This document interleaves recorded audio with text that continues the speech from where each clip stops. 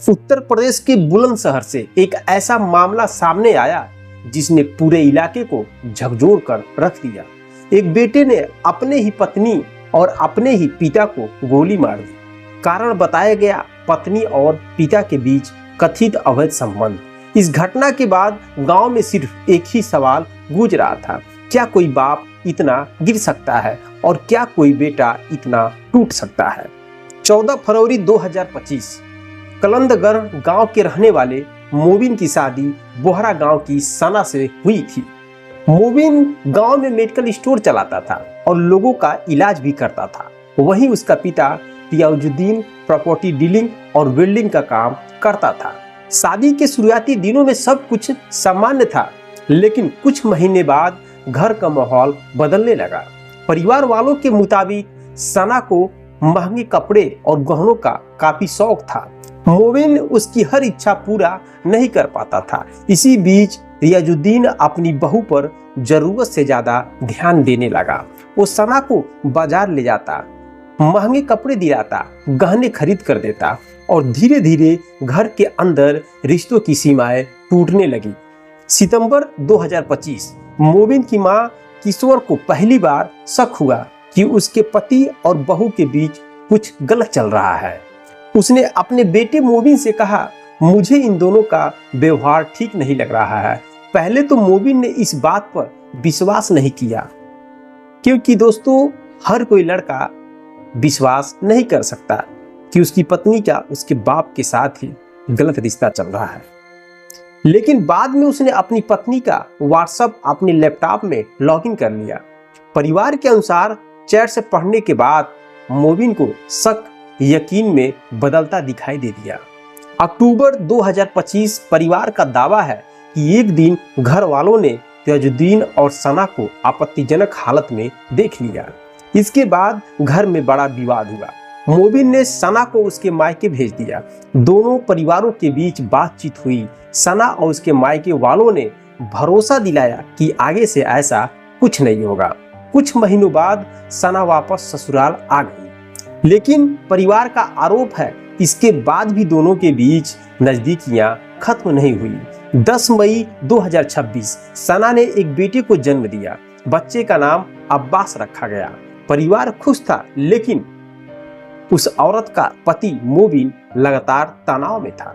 16 मई 2026 अस्पताल से घर लौटने के बाद मोबिन ने परिवार के सामने कहा, मैं इस बच्चे को नहीं अपनाऊंगा, यह मेरा बेटा नहीं है।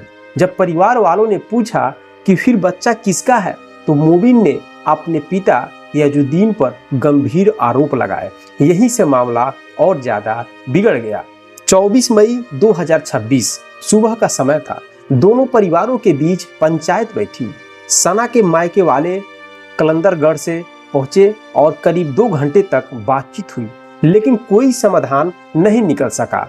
सुबह करीब 10 बजे सना के परिवार वाले वापस लौट गए। 24 मई 2026 दोपहर का समय था, लगभग 12 बज रहा था। पुलिस के अनुसार पंचायत खत्म होने के कुछ समय बाद मोबिन ने ही अपने पिता की लाइसेंसी पिस्टल निकाली। उसने पहले अपने पिता रियाजुद्दीन को गोली मारी, फिर अपनी पत्नी सना पर फायर कर दिया। रियाजुद्दीन की मौके पर ही मौत हो गई, जबकि गंभीर हालत में सना को अस्पताल ले जाया गया, जहां इलाज के दौरान उसने भी दम तोड़ दिया। सबसे चौंकाने वाली बात ये रही कि घटना के बाद मोबिन ने खुद पुलिस को फोन किया और उसने कहा, मैंने अपने पिता और पत्नी को गोली मार दी है।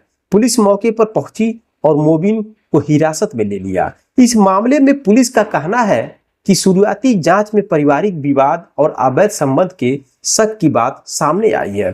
फॉरेंसिक टीम ने मौके से सबूत जुटाए और आगे की जांच जारी है। तो दोस्तों, इस घटना ने सिर्फ एक परिवार नहीं तोड़ा, बल्कि समाज के सामने कई सवाल खड़े कर दिए। क्या रिश्तों की मर्यादा इतनी कमजोर हो चुकी है? क्या शक, अपमान, मानसिक तनाव इंसान को इतना खतरनाक बना सकता है? और सबसे बड़ा सवाल यह है, अगर समय रहते परिवार ने सख्त फैसला ले लिया होता तो यह 2 जानें बच सकती हैं।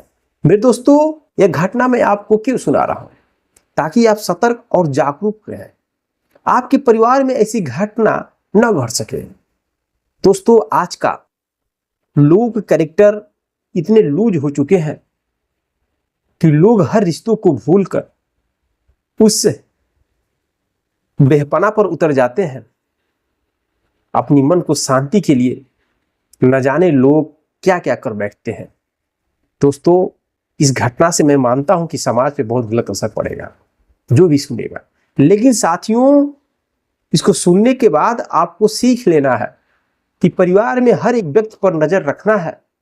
अगर आपको लग रहा है कि ऐसी गलतियां हो रही हैं, रिश्तों को शर्मसार करने वाली घटना परिवार का कोई भी सदस्य ऐसा कर रहा है, तो उसको तुरंत रोकिए, नहीं तो दोस्तों वही हाल होगा जो हाल इस घटना में हुआ है। बाकी आप लोगों की राय क्या है इस घटना के बारे में, कमेंट बॉक्स में कमेंट जरूर करिएगा। मिलते हैं नेक्स्ट वीडियो में नेक्स्ट घटना के साथ, तब तक के लिए जय हिंद जय भारत।